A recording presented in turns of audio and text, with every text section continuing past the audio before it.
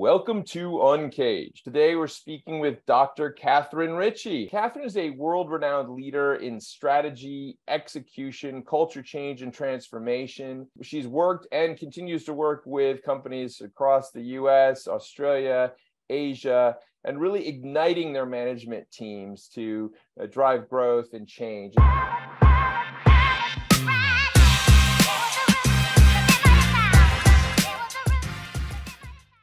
Catherine, tell us a little bit about you and your background. Thank you. My career course, if I start there, I was told when I was young, it's not typical. And one of my mentors said to me, Catherine, make sure you engage with the person before they see your bio. Because, and I should probably couch what typical was in that at that period in time. You went into an area, an industry, it might be accounting or marketing or medicine or something, and you kind of stuck there. Yeah. And that was absolutely the antithesis of me. So my career course reflects who I am. I'm very curious. I love to learn. I push boundaries, and I really want to grow and have impact. So that's one piece of me. Probably the most significant thing I might start with, though, is what's core, and that's relationship. For me, and it actually continues to evolve as I get older, and I just appreciate the significance of it. And I start with being a mother of two beautiful daughters, and that's not always easy, and it's an extraordinary, extraordinary learning ground. But really thinking about the role you want to play and how you play it, and where you didn't go so well, and what you might do differently. And that this just flows on into the rest of my life. I've got a wonderful partner who supports me, so that mutuality in all relationships, but this flows through friends, family, those I work with, both consultants I'm working with on the team and equally clients, and just people I encounter with daily. And I think relationships, we need, given some of the divisions in the world today, relationships aren't easy. If you go to hold who you are, and be open to listen and explore and understand where others are thinking and what they are, it's not easy. And I tend not to take the easy course. I lean into relationships and like to have real conversations. I think something else, and I raise these topics right now, Bant, because I think they're as important in our personal lives as they are in our business lives, is I always look for opportunities to have those real conversations, to make sure that understanding is mutual and so forth. But sometimes that's not the right thing to do. And you just need to let it go. Going back in time and doing something might serve you. It might make your world feel tidier, but it's not necessarily the right way to proceed for the other party or parties. Yeah. And I think then the final thing I would say is I absolutely love to ski. I love the outdoors. I love to ski. I love the ocean. But skiing really is a very meditative thing for me. It has paradoxes where there's fast movement of snow falling, no sound, beauty. And I find that just extraordinary. I often ski on my own. So that's very powerful. And then the combination of speed and rhythm and grace, when it does all come together, and I'm not suggesting that's always for me, but I'm constantly learning and trying in that path. So, and the last thing I'd probably say is that we've always embraced change. So my two daughters, we're in Australia, they're elite skiers. So they're both extremely good skiers now, but they were both on the Australian team. And that became a catalyst to us moving countries in order that we could give them education, the opportunity to grow as skiers. And one was a mogul skier, one was a ski racer, and still to be in a community of young people such that they weren't pulled up. So those things that are all part of who I am in every part of my life.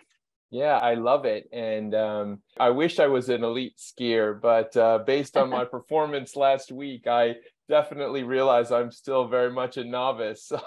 It was the first time I'd skied this year and managed to be one of those awkward people who falls at the chairlift right at the beginning. That was a lovely way to start the week. But it got better. It got better. So, but Catherine, I mean, it's great to hear about your background, and I can see that the focus on understanding relationships and kind of that leaning in approach that you take on those relationships can have benefits and also is very helpful from a business perspective, not only a personal perspective. And that clearly seems to be maybe a driving part of the Ignition Institute. So tell us a little bit about what you're working on there.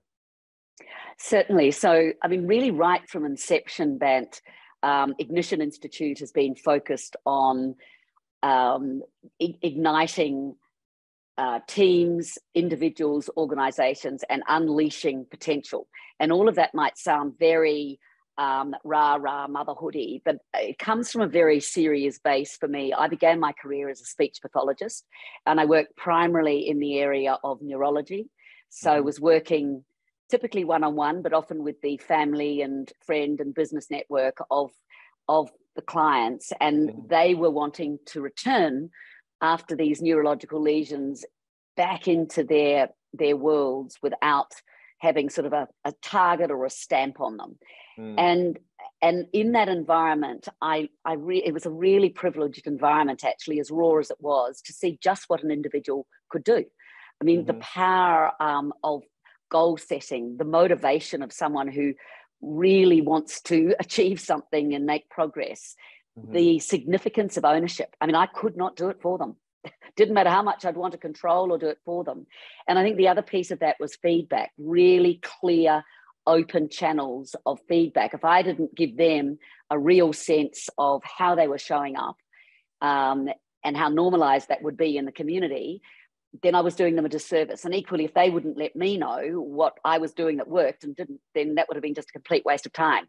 And so it taught me some very basic things. And when I stepped into business, and that was a series, running a rehab center, working in a government organization, then with Macquarie Bank and investment banking, and then very briefly into a consulting firm.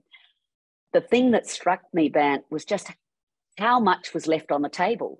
There's so much wasted effort. We get in our own ways, we get in other people's ways, just right across the board. And so that became a driving force for me and Ignition Institute right from the get-go. And so the work we do is all about supporting leaders to create the conditions for people to thrive, to be happy, productive, experience success, learn, be able to be courageous, put issues on the table and work through. And for me, the whole area of strategy and all that sits around that was core, because you have to know what you stand for, how you're going to make the choices to position uniquely, and how you're going to enable that through your organization, which brings me into the execution piece. So that's where we work. And execution, of course, is always through the portal of culture. So that consideration, it's not some great program stuck off to the left-hand side. It's part and parcel of looking at execution, as is change. Because as soon as you get clear about that path you're on, you put a stake in the ground as to the various horizons of success you're going after and the course you're going to take and adjust and amend, change is implicit. It's a little, a lot, or a transformation. And really understanding what that looks like becomes very important. So this is where we work. And a new area that we're really focusing on, it's not really new, that we see that organizations are getting better and better at actually developing their strategy, defining it. It's an overused, misused term, concept, word, and relatively new in the academic context. Thousands of years old in war and in environmental sustainability of Indigenous peoples, that it's actually being better and better done. It's not just a PowerPoint deck. It's starting to come more to life. But we talk about the middle ground, and far too often we see that overarching strategy, competitive strategy developed in the context of mission, vision, values, and such like. And then people leap into micro detail tactics. And it's a whole bunch of activity. And we hear organizations say, oh, we've got too much on, we don't know how to prioritize. And that started us thinking a number of years ago, well, that's because you're not clear enough. And we talk about enough clarity. You've got to have enough clarity, and it needs to be across a range of levels in the organization. And we talk about the middle ground, and it's like a filtration system between the strategy and what you actually do day to day. And that needs to be clearly articulated through a plan, through understanding the change involved, through understanding the cultural implications and how you're going to create the environment that will keep your talents and grow them. Yeah. And I think the other couple of areas are measurement. We see way too often measures that overtake the strategy, and the organization becomes target driven. And I wouldn't want to say that targets aren't important.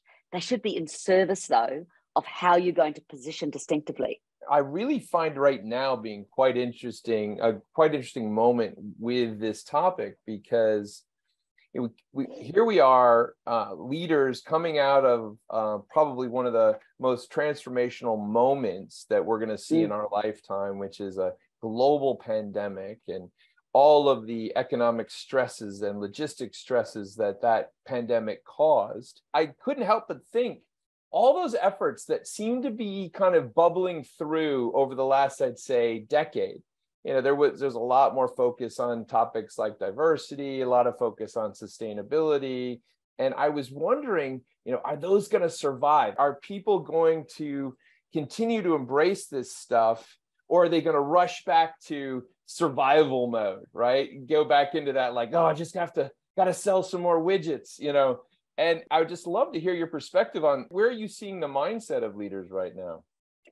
Look, it's a bit all over the shop. That would be my view. But I think I'd like to hope that leaders are more conscious of disruption and the power of disruption, and starting to see leaders think more about the different thinking styles that need to come into play so that we can serve well. And a lot of this comes back to control. Because as we saw, if ever we were going to see that we lost control, was over the last 3 or so years. And I would actually argue that the trends that were in play were there before the pandemic, and various other sort of elements like online and such like, and working in a more flexible, hybrid, remote way, but they were amplified radically. And I think that what I'd like to think is that leaders have started to recognize how important reading the patterns in the external environment are, and going, how could they impact us if they were amplified? What might they do? How can we use these to surf in to shore faster and better because we've been thoughtful about them? So I think there is a recognition, but I think the force that pulls it away is the desire to control. And one of the most challenging leadership attributes that we see that can actually be very successful, and I've got one of my colleagues who coined the phrase, one of the hardest things to deal with, Catherine, is a successful dysfunction. And so it's when you can actually perform, but you don't have any idea what you are leaving on the table. And we see this when leaders try and control the conversation, and they can do it in a very sophisticated way. And this is what gets in the way. And this is what tends or would tend to cause that reversion back. We need to move to being more comfortable as leaders, holding the space, creating the environment, in my view, that support, and the view of my team members, that support people exploring, discovering, pattern reading, analysing, diagnosing, coming together, having really good conversations about these things, letting go of a predetermined view that I walked in with that I'm going to hang on to, and genuinely seeing what comes up. And so I would say leaders need to be thinking less about control and more about the right control, so that you're de-risking and you're accessing, harnessing the full intellect of your team members through the organization. And it might feel a bit messier. Wow. I love the phrase that you just used, less about control and more about controls, which is just such a beautiful way of capturing that. Because I think that is really that push and pull that we're seeing right now. You'll see prominent CEOs like Jamie Dimon come on and say, we got to get people back in the office. And whilst I don't agree with that sentiment from personally, I can understand some elements of benefit of why he wants people to be together. Certainly, we're seeing a lot of stresses, I think, in training younger staff members virtually. Actually, I think there's some things lost there. It forces you to kind of think about building culture in a new way. But it's that push and pull to listen, right? To see what people want. And I think it's less about going back to what it was and to look at how can it be going forward? What have we lost because we're not coming into the office? And so how might we create that? And part of my remodeling of my place in Vermont, because it's such a beautiful part of the world, is to create an ignition room here that we hope that we can invite leaders, teams, groups to come and spend time, because it goes back to my early comments about relationship. If you've got a well-founded relationship, if you can understand how to communicate, if you know the bounds of that person and you have really invested in getting to know who they are and what's important to them, when you're working remotely, when you're working online, it can be way, way more powerful. And still, we need to look at times where we come together. And of course, there are certain roles that can never be remote. It just is not practical. So I think it's how do we get the benefits of being together in an office through different mechanisms? What's that balance? How do we invite people back in a way that they're going to work? And that's not the only thing. You mentioned things like diversity and sustainability, and we've got some things on the table now where that's being challenged. If these things are stick-ons, they're likely to disappear. And that's just because they're not inherently embedded in the strategy of the organization. I look at the principles of sustainability, the principles of diversity, and the arguments and the research that support them. And this is what we have to be thinking about. However, you can't stick it on. You can't do it rapidly. And those are not going to be target-driven mechanisms. Sure, you want to measure them, you want to track them, but you need to really embed the concepts of diversity and sustainability into the way you live and breathe in the organization. And you're not going to be able to... is that kind of core strategy that you were alluding to. And you're not going to be able to access, if you like, harness the intellect, the potential of your people, if you're not inclusive, if you don't accept who they are and recognize the differences in backgrounds and in priorities and so forth that come from age, ethnicity, gender, sexual preference, and so on. So we have to understand these things. Yeah, absolutely. Well, Catherine, I mean, it's really interesting to hear about Ignition, and the space that you're working in right now is so critical. I mean, I was talking to colleagues today about the pace of change. It just seems almost overwhelming right now. There's so many things happening in the world right now.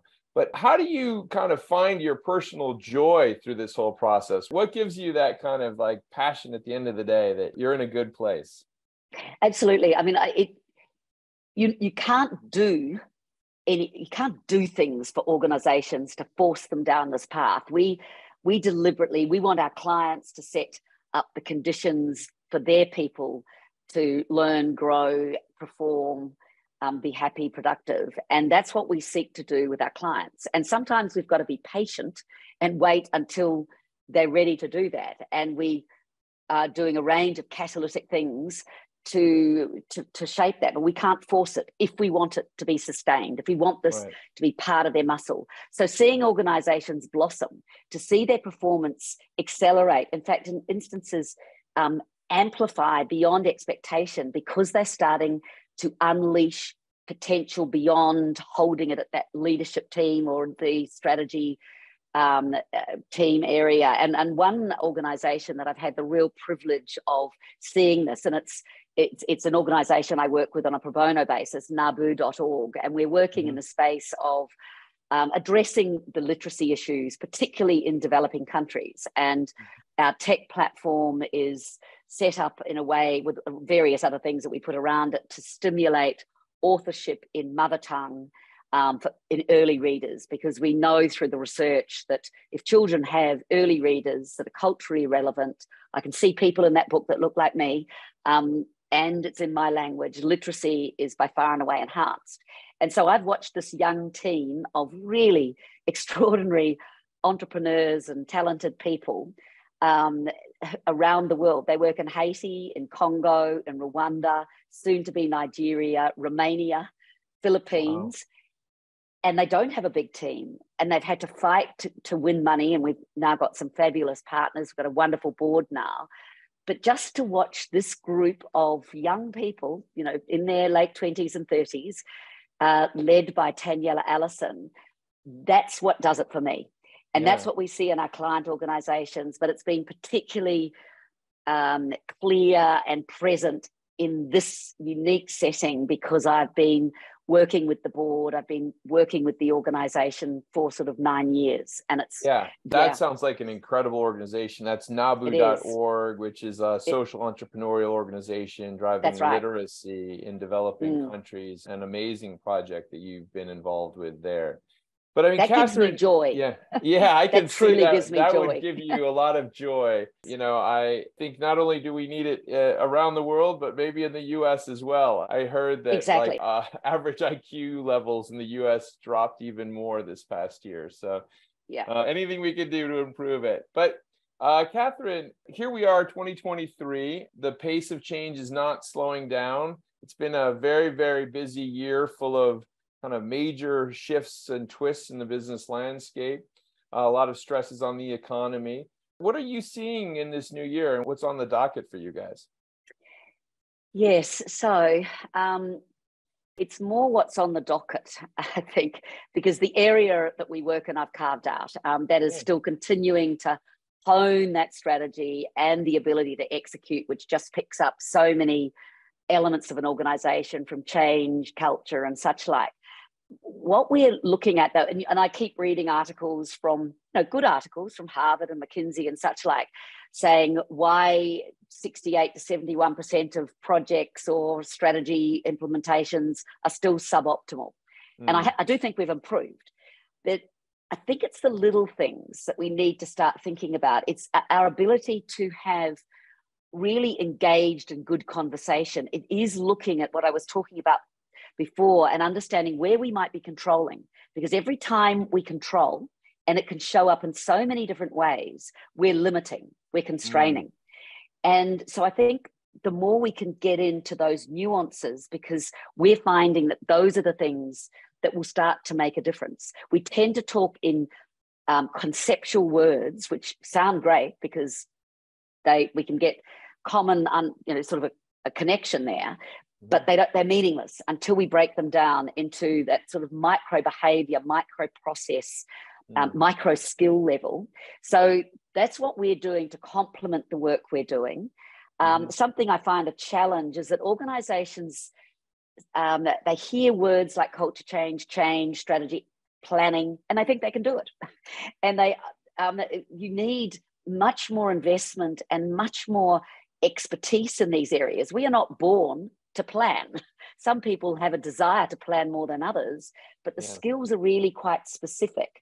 And so I think helping organizations have a greater awareness, which means starting to bring in measurement in those seemingly less tangible areas. And I know there's a lot of engagement measurement. Engagement's important, but it's not culture and it's not strategy execution. And in our view, it's not sufficient. So it's an and, not an or. And I then think finally, we are needing to break down these areas like diversity and sustainability. And I'm working on a project with another consultant where she's done extraordinary work in diverse supply chain strategy development and management. And so seeing diversity in a different lens, this is somewhere that JP Morgan are leading, Facebook are leading, and it's not that superficial way of looking at diversity. And it's really important to have a mix of all types and shapes of people at every level of the organization, but you don't want that to be done in a mechanical or in a non-real, in a superficial way. And by looking at diversifying your supply chain is a very real way to do that. So thinking about how those concepts can be made real, the benefits be apparent, and overall everything is uplifted. And I think the thing that worries me most, Bant, is the level of division. It's the level of this way or that. I mean, binary is really the worst thing because you are always going to end up with a this or that, and it's this way against that way. And the world is not as simple as that. And if we look at it, doesn't matter what arena we look at, and I want to stay out of hot water because it shows up everywhere. It shows up in organizations and politics and geopolitics. The more we have only two options, the less successful we will be, because the answer is going to be coming in and exploring alternatives and bringing the best of this and marrying it with that and setting that down a path of exploration. I'd be curious to hear your thought on this. So I guess I kind of feel like one of the things that somehow has been forgotten or maybe under-taught or undervalued is that ability to negotiate and to come to a compromise that is kind of a value provider for both parties. You know, I think of my own time, my own business school courses, you know, it's probably the most valuable course I took was in a negotiation. Yes. And I truly think that it's a skill that somehow it's kind of an all or nothing. People don't seem to understand the ability to find a way for both parties, and that's the most important, going back in some ways, Catherine, to what you said up front, which is it's all about relationships, and it's all about cultivating those relationships. And, you know, you got to make sure it works for everybody, or you're not going to be able to have, you know, a strong lifetime value in any way, right? Exactly. And I think you hit on an incredibly good point. And it comes back to the comments I was making before about working in on those sort of micro skills, because we find that how you show up in dialogue, how you show up in conversation is one of the most powerful places you can operate. It's equally where you do the most damage, typically, in personal and professional senses. And negotiation is one of those connections. It's one of those conversational types, if you like. And I think the more there's some wonderful work done by, goodness me, Schumann, I think. I just can't remember the name. It's gone completely out of me. But where they talk about that nice, polite conversation, which is entirely superficial and probably perfectly fine when you're standing in an elevator. But outside of that, not so much. And then you've got debate, which is where I think we've locked ourselves, which is my way versus your way. And we dig in and we feel that we are, you know, holding ground, but you're not going to go anywhere.